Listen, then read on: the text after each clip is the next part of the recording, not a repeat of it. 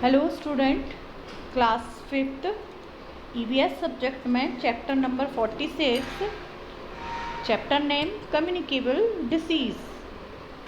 Communicable disease means the disease which is spread by contact from one person to another directly or indirectly are called communicable disease।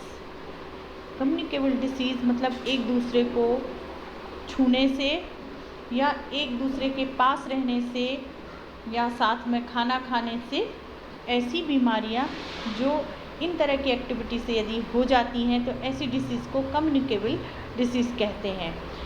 A communicable disease such as cold is disease that spread from person to person। Communicable disease or disease that you catch from someone or something else। यहाँ पर हम दूसरे शब्दों में हम इसको infection वाली भी या संक्रामक रोग भी कह सकते हैं कम्युनिकेबल डिसीज़ को, कि ऐसी डिसीज़ जो एक दूसरे से साथ में रहने से, यदि आप खांस रहे हैं, आपको सर्दी हुई है, खांस रहे हैं, छींक रहे हैं, तो हवा में ये जर्म्स खांसने और छींकने से उड़ जाते हैं और यदि आपकी स्किन पर टच हो जाते हैं तो ये आपको भी ये डिसीज़ हो जाती है। तो इस तरह की बीमारियों को कम्युनिकेबल डिसीज़ कहते हैं। अब ये डिसीज़ फैलती कैसे हैं? या तो एक रीज़न हो गया कि हम खांसते छींकते वक्त एक दूसरे में ट्रांसमिट हो जाती हैं या कम्युनिकेबल हो जाती हैं, या फिर यदि हम खाना पानी ऐसा पोल्यूटेड वाटर या पोल्यूटेड हम जब भोजन लेते हैं या इन्फेक्टेड भोजन लेते हैं या इन्फेक्टेड वाटर पीते हैं तो तब उनसे डायरेक्ट हमारी बॉडी में चले जाते हैं। यानी कि कम्युनिकेबल डिसीज़ जो है वो डायरेक्ट और इनडायरेक्ट दोनों वेव्स में, दोनों तरीके से हमारी बॉडी को या हमें इन्फेक्शन कर सकती हैं।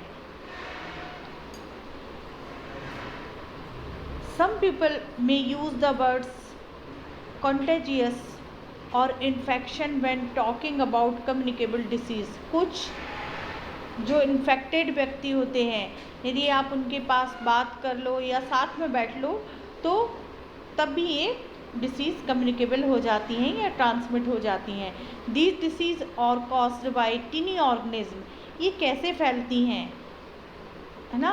तो ये डिसीज़ जो हैं एक बहुत छोटे छोटे माइक्रो ऑर्गेनिज्म होते हैं, टिनी ऑर्गेनिज्म होते हैं जिन्हें हम देख नहीं सकते, लेकिन ये जैसे ही हमारी बॉडी से टच होते हैं या बॉडी के संपर्क में आते हैं और ये इन्फेक्शन फैला देते हैं। तो this diseases are caused by tiny organism या micro organism which are called germs, जिन्हें जर्म्स कहा जाता है।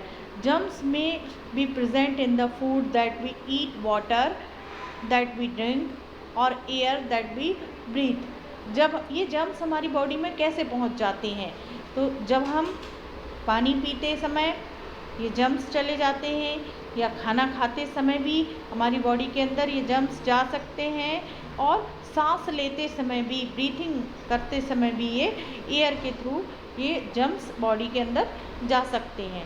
सम डिसीज़ और ट्रांसमिट डायरेक्टली और indirectly from a disease person to healthy person. कुछ डिसीज़ जो हैं डायरेक्ट चली जाती हैं, कुछ जर्म्स हैं वो बॉडी के अंदर डायरेक्ट चले जाते हैं। जैसे हमने पोल्यूटेड वाटर या फूड लिया तो वो डायरेक्ट हमारी बॉडी में चले गए, कुछ इनडायरेक्ट भी जाते हैं। In other words these disease spread by contact from one person to another person. यदि हम दूसरे शब्दों में समझें कि ये डिसीज़ फैलती कैसे है, कैसे स्प्रेड होती है, तो जब एक पर्सन, एक इन्फेक्टेड पर्सन दूसरे हेल्दी पर्सन के कांटेक्ट में आता है तो यह जो कम्युनिकेबल डिसीज़ है वो लग जाती हैं या फैल जाती हैं। तो इसीलिए इनको कम्युनिकेबल डिसीज़ या इन्फेक्टेड डिसीज़ कहा गया है। Germs or tiny organism that cause disease। Germs are so small that they creep into our body without being noticed।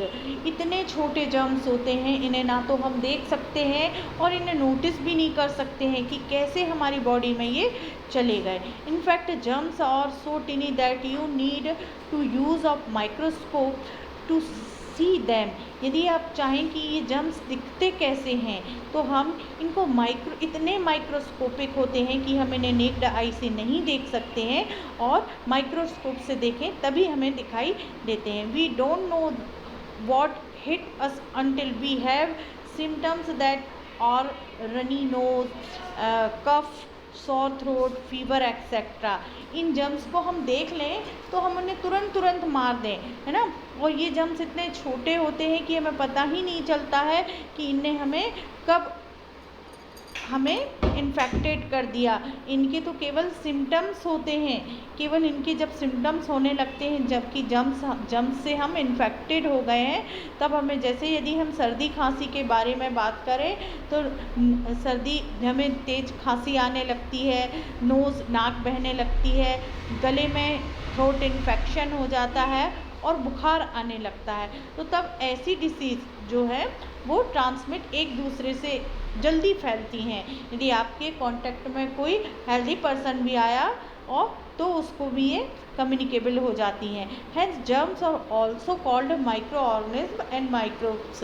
In germs को, जो कि इतने टिनी होते, इतने छोटे होते हैं, जिन्हें हम देख नहीं सकते, इन्हें माइक्रो ऑर्गेनिज्म या माइक्रोब्स कहते हैं.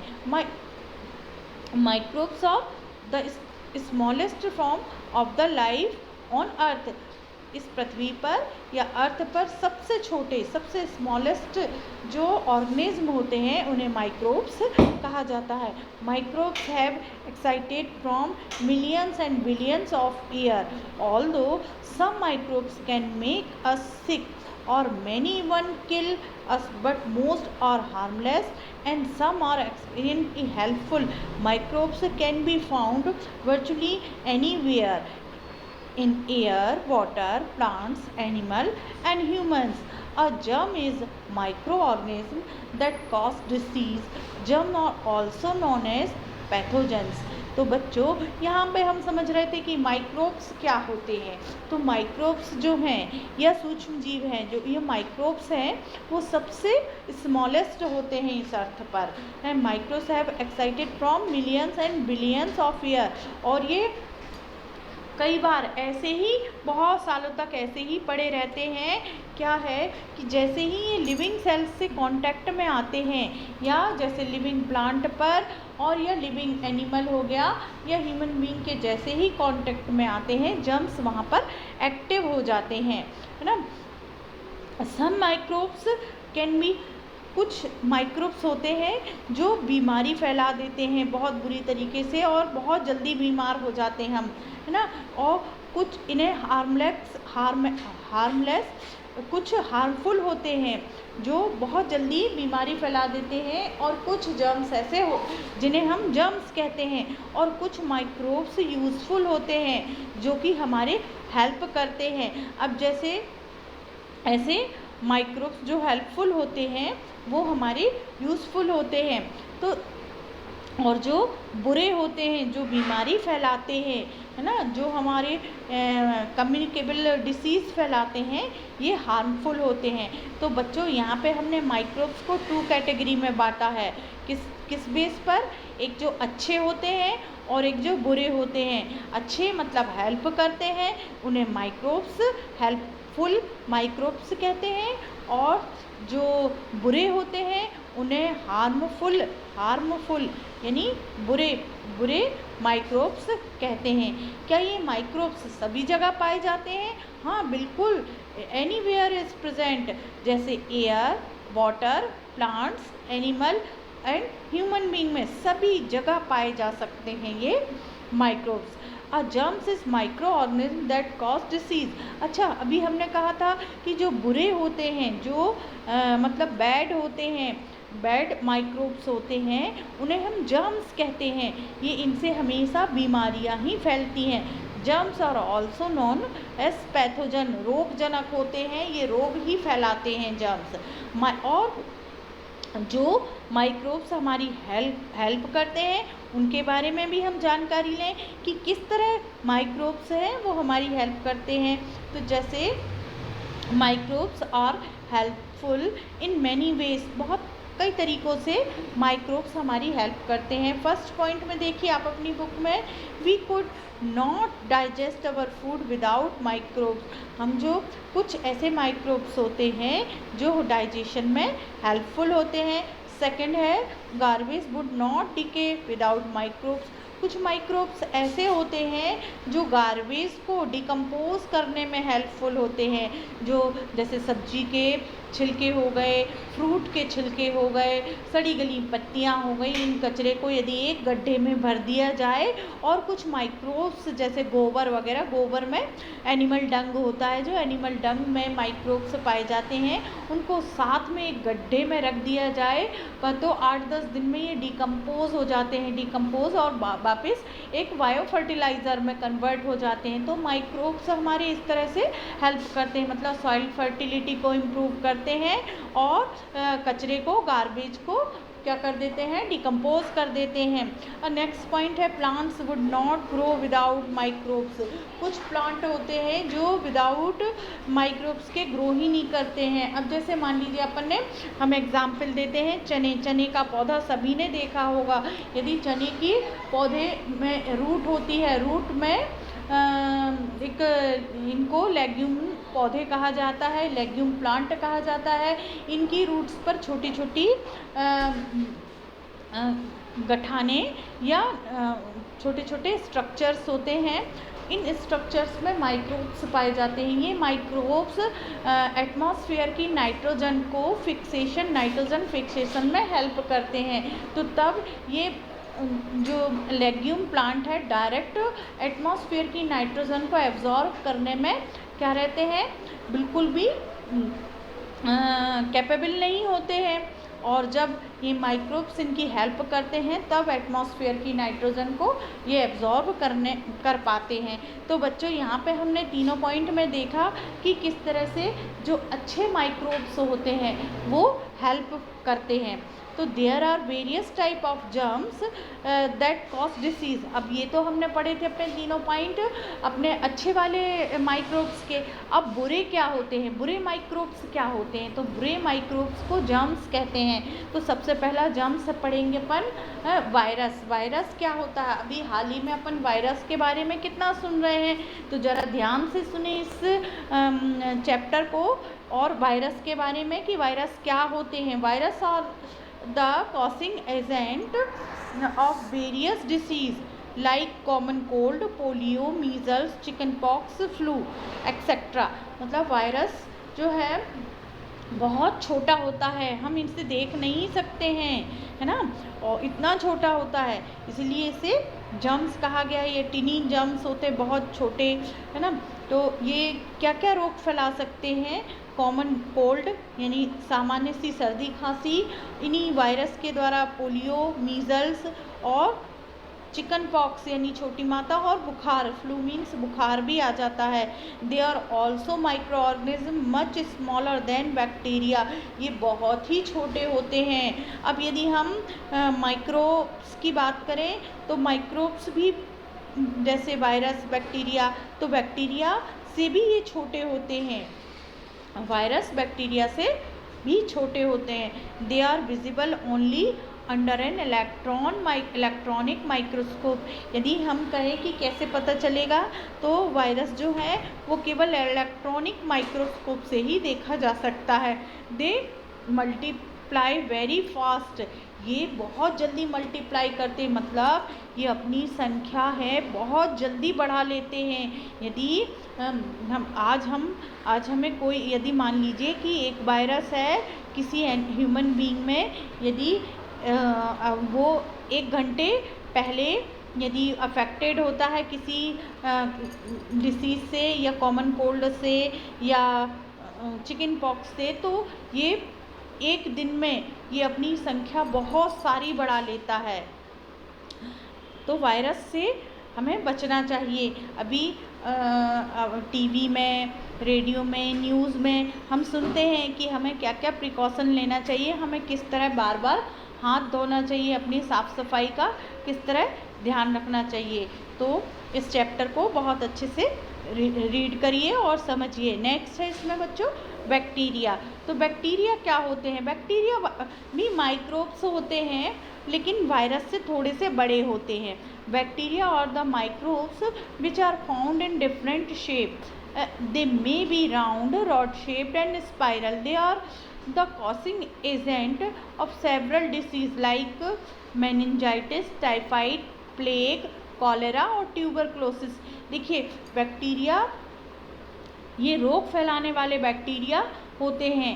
बहुत बैक्टीरिया, वायरस तो हमेशा, यदि वायरस की बात करें तो वायरस पूरे के पूरे बुरे होते हैं, कोई भी अच्छे वायरस नहीं होते हैं। चाहे प्लांट में हैं तो डिसीज़ फैला देते हैं, उन्हें रोगजनक बना देते हैं, रोगी बना देते हैं। एनिमल में भी वायरस रोग फैला देते हैं और ह्यूमन बीइंग में भी रोग फैलाते हैं। तो वायरस जो है हमेशा बुरे होते हैं, इनसे हमेशा हमको बचना चाहिए, यानी अपने हाथ अच्छे से धोना चाहिए और साफ़ सफाई का ध्यान रखना चाहिए, मास्क लगा के रखना चाहिए। अब सेकंड कैटेगरी में हम जबकि बैक्टीरिया पढ़ रहे थे, तो बैक्टीरिया में बताया गया है कि बैक्टीरिया जो है वो वायरस से थोड़े बड़े होते हैं और ये डिफरेंट शेप और साइज़ के हो सकते हैं, इनका आकार अलग अलग होता है। दे में भी राउंड यानी गोल हो सकते हैं, रॉड शेप यानी रॉड के आकार के हो सकते हैं, पर बहुत छोटे होते हैं। ये भी, इनको भी हम नेक्ड आई से नहीं देख सकते हैं, इनको भी हमें इलेक्ट्रॉन माइक्रोस्कोप से ही देखना पड़ता है। स्पाइरल यानी सर्पिलाकार भी हो सकते हैं। They are the causing agent several disease. अच्छा, हर एक शेप के आकार के होने के कारण ये एक अलग अलग प्रकार की बीमारियां को पैदा करते हैं, जैसे मेनिंजाइटिस है, टाइफाइड है, प्लेग है, कॉलेरा है या ट्यूबरकुलोसिस, जिसे तपेदिक या टीबी की बीमारी कहते हैं। तो ये इस तरह से ये बैक्टीरिया रोग फैला देते हैं। अब नेक्स्ट है बच्चों फंगी। फंगी क्या होती है? तो फंगी आप लोगों ने घरों में देखा होगा, जो फफूंद लग जाती है, जिसे कवक कहते हैं, कवक फफूंद लग जाती है। फंगी और द नॉन ग्रीन प्लांट्स, मतलब ये ग्रीन प्लांट तो नहीं होते हैं, पर ये कहीं भी जहाँ पर नमी होती है, थोड़ा सा मॉइस्चर वाला एरिया होता है, वहाँ पर ये अपने आप ग्रो करने लगती है।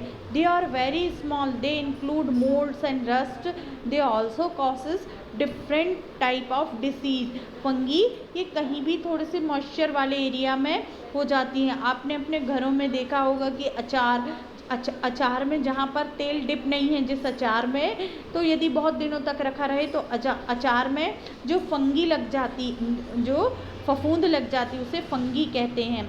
फिर इसके अलावा यदि रोटियां, बारिश के दिनों में रोटियां देखी हो, तो रोटियां यदि एक दिन भी पुरानी हो तो उन रोटियों में भी फफूंद लग जाती है, उसे फंगी कहते हैं। ये भी बच्चों हानिकारक होती हैं, बहुत हार्मफुल होती हैं, इनसे भी बहुत प्रकार की डिसीज़ हो जाती है। अब जैसे कभी कभी है, आप लोगों ने कभी नोटिस किया होगा कि अपने हेयर में, बालों में डैंड्रफ हो जाता है, तो ये डैंड्रफ एक प्रकार का फंगी होता है, जो कि बहुत खुजली पैदा करता है, सिर बहुत खुजलाता है और वो हेयर फॉल का रीज़न बनता है, एक बड़ा रीज़न बनता है हेयर पर। तो अपने सिरों में होने वाली, जो अपने सिर में डैंड्रफ हो जाता है, वो भी क्या है? एक प्रकार की फंगी है। फिर दाद खाज जो खुजली होती है, ये भी एक प्रकार की फंगी होती है। तो बच्चों फंगी के बारे में हमने पढ़ा कि ये भी कैसे होते हैं। ये माइक्रोब्स तो होते हैं, पर इनको हम देख सकते हैं, जैसे ब्रेड में, अचार में, रोटी में, या हम अपनी स्किन के ऊपर जो दाद खाज होती है, दाद होती है, उसे हम देख सकते हैं, पर ये फंगी है, तो ये बैड होती है ना। नेक्स्ट है बच्चों इसमें प्रोटोजोअन्स। प्रोटोजोअन्स क्या होते हैं? तो प्रोटोजोअन्स भी बुरे होते हैं, बुरे माइक्रोब्स होते हैं, जिन्हें हम नेक्ड आई से नहीं देख सकते, इनको भी माइक्रोस्कोप से ही देखना पड़ता है। और प्रोटोजोअन सब के सब बीमारी फैलाने वाले होते हैं। तो क्या होते हैं protozoans? Protozoans are bigger than bacteria and virus. पर प्रोटोजोन माइक्रोब्स तो होते हैं, पर बैक्टीरिया से बड़े होते हैं, वायरस से बहुत बड़े होते हैं, क्योंकि सबसे छोटा जो होता है वो वायरस होता है, फिर उससे बड़ा बैक्टीरिया, फिर उससे बड़ा प्रोटोजोअन। तो प्रोटोजोअन भी अपन ऐसे खाली आंखों से नहीं देख सकते हैं, केवल माइक्रोस्कोप से ही दिखाई दे सकता है। अब ये कहाँ पाए जाते हैं? प्रोटोजोअन जो होते हैं वो कहाँ पाए जाते हैं? तो they live, grow and multiply inside of living animal. यानी प्रोटोजोन हैं ये अपनी संख्या, अपनी कम्युनिटी कैसे बढ़ा सकते हैं, अपने आप को ग्रो कैसे करते हैं, बहुत जल्दी मल्टीपल हो जाते हैं, बहुत जल्दी अपनी संख्या में बढ़ जाते हैं। ये किसी लिविंग बॉडी में, लिविंग एनिमल में, चाहे एनिमल हो या ह्यूमन बीइंग हो, ये प्रोटोजोन्स ये कैसे पहुंचते हैं इसके बारे में हम आगे जानेंगे। They are causing agent of disease like amoebic dysentery and malaria. अब जैसे हमने बताया कि लिविंग बीइंग या लिविंग एनिमल में चले जाते हैं, तो जैसे मच्छर है, मच्छर ने हमको काटा तो मच्छर के अंदर होते हैं ये प्रोटोजोआंस, और जैसे ही किसी ह्यूमन बीइंग को मच्छर काटता है तो मच्छर के डंक के द्वारा ये हेल्दी पर्सन के ब्लड में चला जाता है और तब उसे मलेरिया हो जाता है। तो मच्छरों से हमें मलेरिया होता है, पर मच्छरों के अंदर कौन पाया जाता है, ये प्रोटोजुआ ही पाया जाता है। ये भी एक जर्म्स जैसा होता है जो हमारी बॉडी में के ब्लड में पहुंचकर और मलेरिया रोग पहुंचाता है, यानी हमें मलेरिया में बहुत ठंड देकर बुखार आता है। इसके अलावा अमीबा एक बहुत ही छोटा प्रोटोजोआ एनिमल ऑर्गेनिज्म होता है, माइक्रो ऑर्गेनिज्म होता है अमीबा। ये पानी में, साफ पानी में पाया जाता है। अपन छान के पी लेते हैं, लेकिन 2-3 दिन पुराना पानी, बिना ढका पानी है ना, जो साफ नहीं होता है, वो ऐसा पानी यदि हमारे पीने में आ जाता है तो अमीबिक डायसेंट्री हो जाती है। अमीबिक डायसेंट्री में क्या होने लगता है कि बार बार लूज मोशन होने लगते हैं। तो इस तरह बच्चों माइक्रोब्स में हमने क्या क्या पढ़ा कि वायरस जो कि सबसे छोटा होता है और बुरा होता है, सबसे बुरा होता है ना, तो जो कि आजकल चल रहा है अपने कोरोना के काल में, कोरोना वायरस ने पूरी दुनिया में बीमारी फैला के रखी है। फिर तो ये एक बहुत छोटा जर्म्स होता है, बैक्टीरिया होता है, जो हवा के माध्यम से और पानी के माध्यम से या किसी को इन्फेक्टेड पर्सन के कांटेक्ट में आने से भी हो सकता है ना। और फिर नेक्स्ट है बैक्टीरिया वायरस से थोड़ा बड़ा होता है, यह भी अलग अलग शेप का होता है और यह भी तरह तरह की, जैसे मेनिंजाइटिस, टाइफाइड, प्लेग, कॉलेरा और ट्यूबरक्लोसिस या टीबी रोग फैलाना इसका काम होता है। फिर नेक्स्ट है फंगी से भी रोग फैलते हैं, जैसे हम यदि जैसे सिर में अपना डैंड्रफ है तो ये फंगी है, यदि अचार बहुत दिन से रखा हुआ है तो अचार में ऊपरी फफूंद लग जाती है, फंगी है। नेक्स्ट है प्रोटोजोअन, तो प्रोटोजोअन्स में भी हमने देखा कि प्रोटोजोअन्स भी माइक्रो ऑर्गेनिज्म होते हैं और ये किस तरह से बीमारी फैलाते हैं। तो बच्चों यहाँ पे हमने कम्युनिकेबल डिसीज़ पढ़ी। अब नेक्स्ट हम पढ़ेंगे कि हाउ कम्युनिकेबल डिसीज़ स्प्रेड, मतलब कैसे फैलती हैं ये बीमारी, ये किसी एक पर्सन को हो जाती हैं तो फिर ये पूरे में कैसे फैलती हैं, तो इसके बारे में हम अगले वीडियो में हम बताएंगे। Okay students.